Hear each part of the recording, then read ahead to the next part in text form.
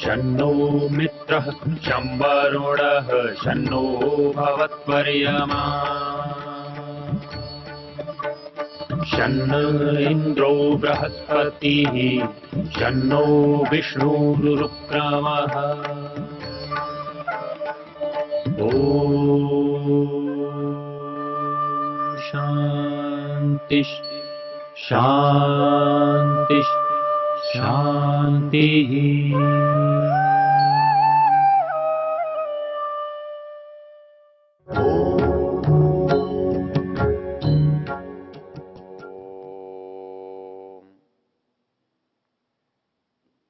यजुर्वेद के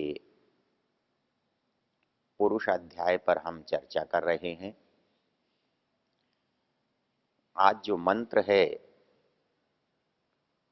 उसके प्रत्येक शब्द में हमको अद्भुत ज्ञान दिखाई देगा। मंत्र है तम यज्ञम बर्हिषि प्रोक्षन पुरुषम जातमग्रतः तेन देवा अयजंत साध्या ऋषयश्चये। शब्द इसमें बहुत परिचित हैं अपने पास। इसका सामान्य अर्थ है तम यज्ञम बर्हिषि प्रोक्षन पुरुषम जातमग्रतः। उस रचना को जिसकी हम पीछे चर्चा कर चुके हैं और उस रचनाकार को हम यदि देखना चाहें तो कैसे देखें। हमने संसार को बनते हुए देखा, हम उसके बनाने वाले के बारे में भी जाना। इस मंत्र में जो चर्चा है वो ये है कि उसको हम जानते कैसे हैं। यहाँ दो विशेषताएं हैं। यहाँ जिसे जानना है उसको भी यज्ञ कहा है और जिस माध्यम से हम जान रहे हैं उसको भी यज्ञ कहा है। अंतर इतना है, जिसको हम जानना चाहते हैं वो यज्ञ इसलिए है कि यज्ञ श्रेष्ठ होता है और वो सबसे श्रेष्ठ है। लेकिन उसको जानने की प्रक्रिया यज्ञ है, वो इसलिए है कि बाहर भी जिस काम को हम करते हैं उसको सबसे अच्छे करने का जो प्रकार है, तरीका है, उसे हम यज्ञ कहते हैं। जिसका फल, जिसका परिणाम सबको बिना पक्षपात के मिले, सहज भाव से मिले, बिना प्रयत्न के मिले, वो काम यज्ञ है। तो उस परमेश्वर को यदि हमें देखना है तो उसके लिए जो काम करना पड़ेगा वो भी स्वयं में यज्ञ है। और उस यज्ञ को हम इस यज्ञ में देखते हैं।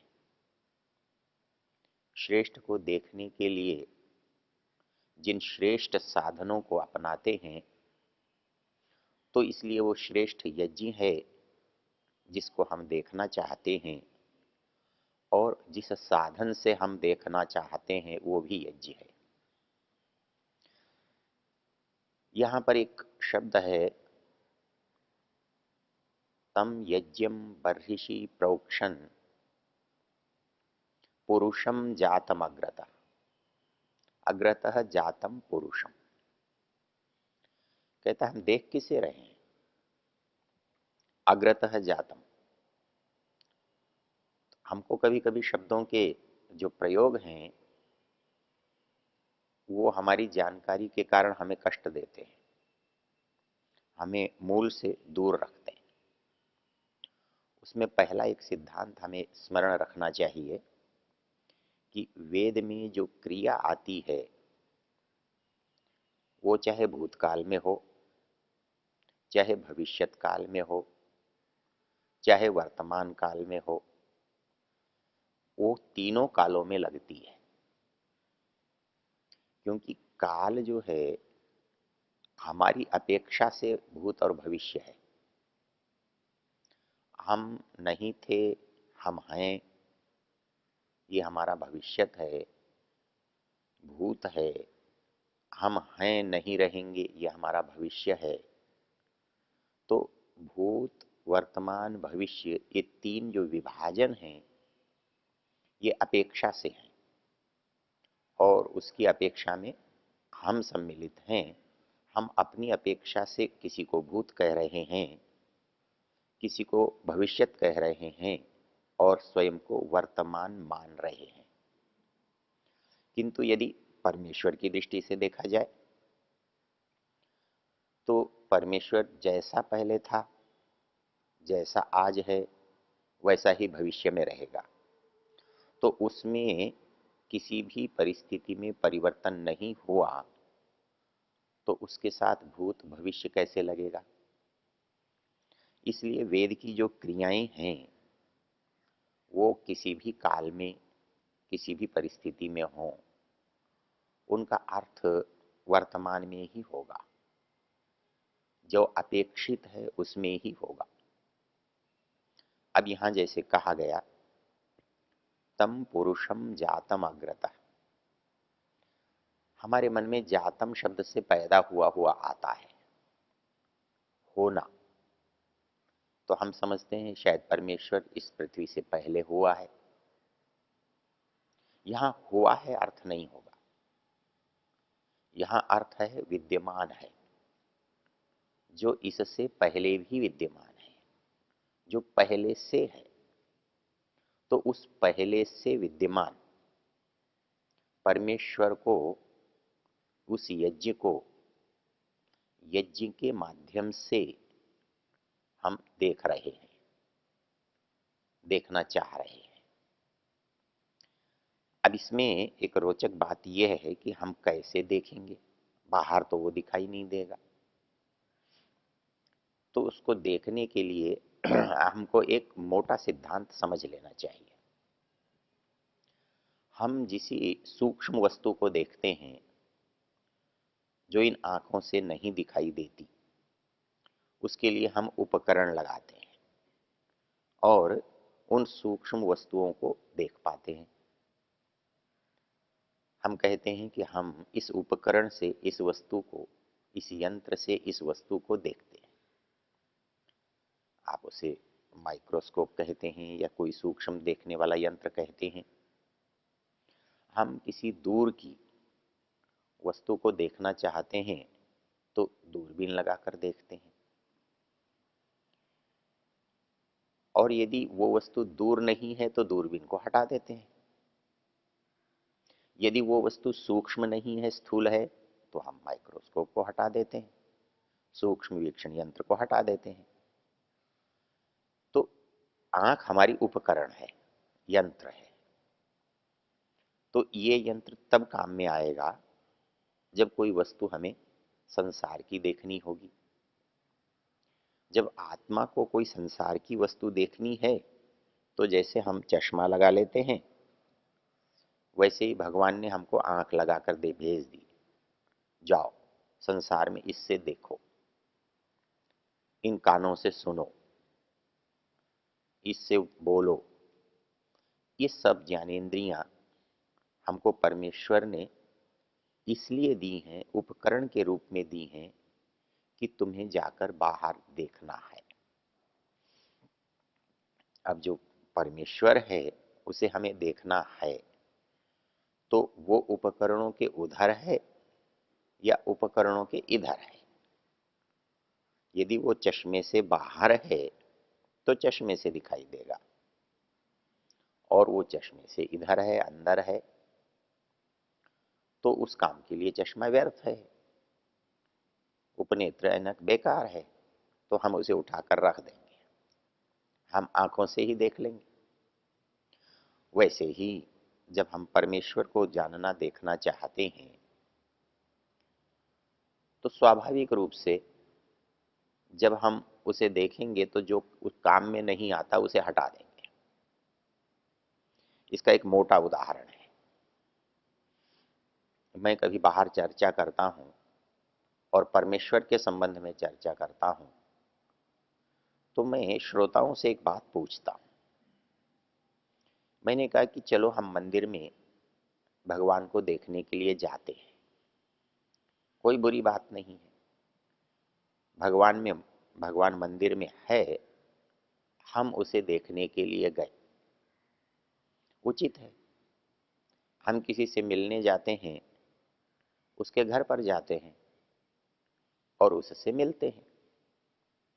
लेकिन एक अंतर है, जब हम किसी से उसके घर पर मिलने के लिए जाते हैं तो हम अपने आँख नाक कान खुले रखते हैं, हम उससे बात करते हैं, हम उसकी बात सुनते हैं, हम उसे देखते हैं। लेकिन जब हम मंदिर में भगवान को देखने जाते हैं तब इसका उल्टा होता है। हम आंखें बंद कर लेते हैं, हमारे हाथ जुड़ जाते हैं, बंध जाते हैं, हमारी क्रियाएं समाप्त हो जाती हैं, हम स्थिर हो जाते हैं। विचित्र लगता है। यदि यही क्रिया हम किसी अपने मित्र के सामने करें, जिसके घर में हम अतिथि बने हैं उसके सामने करें, तो वो हमें क्या कहेगा? वो कहेगा कि अच्छा मूर्ख आदमी है, मेरे से मिलने आया है, मेरे से बात करने आया है और आंख बंद करके बैठा है। तो आंख बंद करके बैठना दर्शन करने का विरोध है। मैं भगवान के दर्शन करने गया हूं, भगवान मंदिर में है, मंदिर में मूर्ति के रूप में खड़ा है, मूर्ति बाहर है, तो मुझे उसके दर्शन करने के लिए आंखें खुली रखनी चाहिए, मेरे कान खुले रहने चाहिए, मेरी वाणी उसके लिए मुखर होनी चाहिए। लेकिन जब ईश्वर से बात होती है, ईश्वर के बारे में बात होती है, इसका बिल्कुल उल्टा हो जाता है। और ये उल्टापन केवल मंदिर में नहीं होता है। जो भी, जहां भी, जब भी ईश्वर के बारे में सोचेगा उसके साथ ऐसा ही होगा। वो चर्च में बैठकर यदि ईश्वर के बारे में सोचना चाहेगा, उसकी आंखें बंद हो जाएंगी।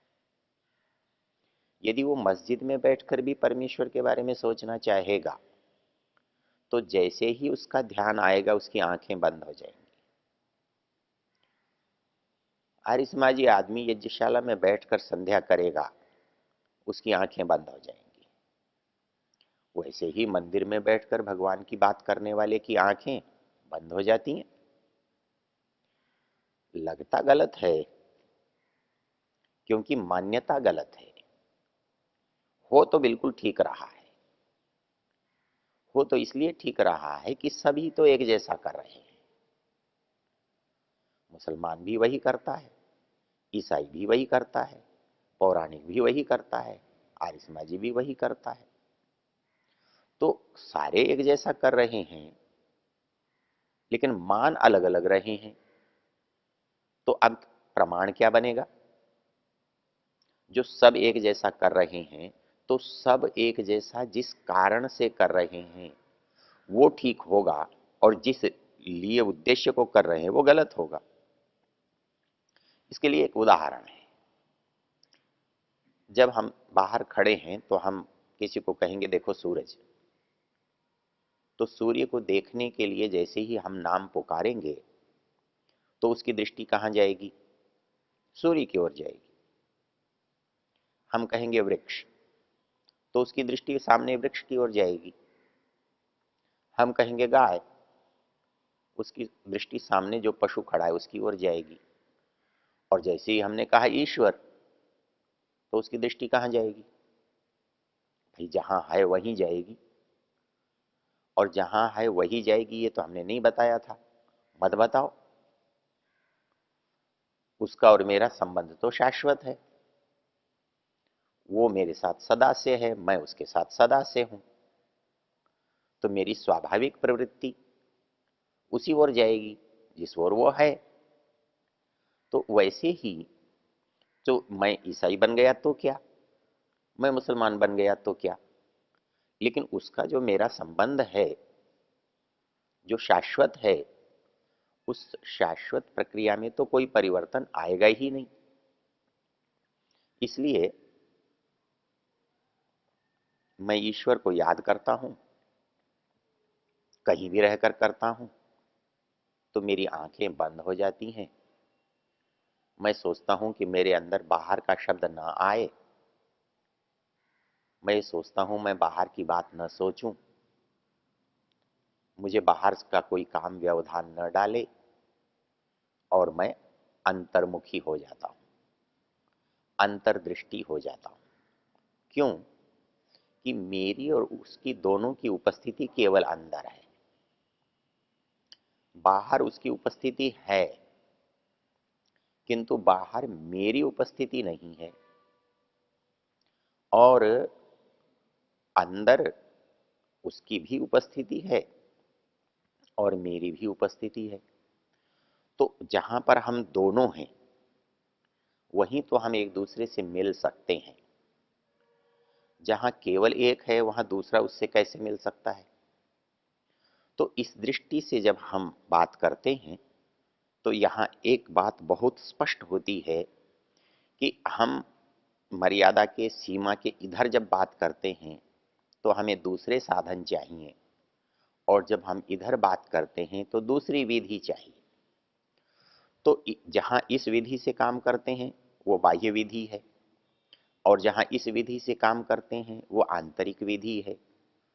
तो जब हम परमेश्वर के जानने की बात करते हैं तो यदि वो संसार से जाना जा सकता है, हमें आंखों से जानना चाहिए, और यदि वो संसार से नहीं जाना जा सकता है तो आंखें बंद करनी ही पड़ेंगी। परेशानी की क्या बात है? अर्थात मेरे उपकरण के अंदर आने वाली जो चीज है, उसकी सीमा में आने वाली चीज है, मैं उसे उपकरण से देखूंगा। यदि वस्तु मेरी आंखों की अपेक्षा से सूक्ष्म है तो मैं उसे माइक्रोस्कोप लगा के, सूक्ष्म वीक्षण यंत्र लगा के देखूंगा। यदि कोई वस्तु मेरी आंखों की सीमा से दूर है तो मैं उसके लिए दूरबीन लगाकर देखूंगा और कोई लंबा उपकरण लगाकर देखूंगा। लेकिन जिस क्षण वो वस्तु न तो सूक्ष्म है जिसके लिए उपकरण की आवश्यकता हो, न दूर है जिसके लिए मुझे दूसरे तरह के उपकरण की आवश्यकता हो, तब मैं उन दोनों को उठाकर हटा दूंगा, उन दोनों को दूर कर दूंगा, और फिर सहज आंखों से देख लूंगा। तो वही स्थिति यहां पर है। मैंने जब मुझे इन उपकरणों की आवश्यकता है तो मुझे बाहर के कामों के लिए है, तो बाहर के काम मुझे जब भी करने होंगे मैं इन उपकरणों का पूर्ण सक्षमता के साथ उपयोग करूंगा।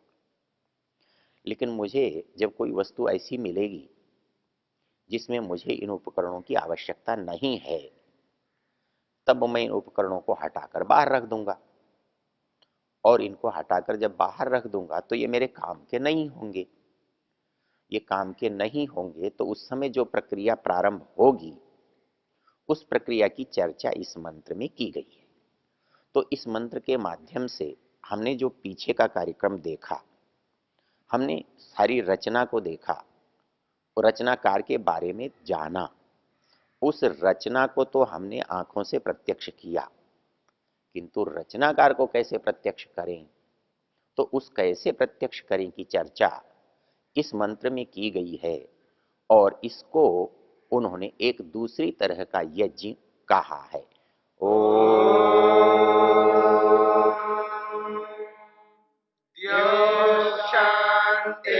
शान्तिरन्तरिक्षं शान्तिर्पृथिवी शान्तिरापः शान्तिरोषधयः शान्तिः वनस्पतयः शान्तिर्विश्वे देवा शान्तिर्ब्रह्म शान्ति सर्वं शान्ति शान्तिरेव शान्ति क्षमा शान्तिरेधि ॐ शान्ति शान्ति शान्तिः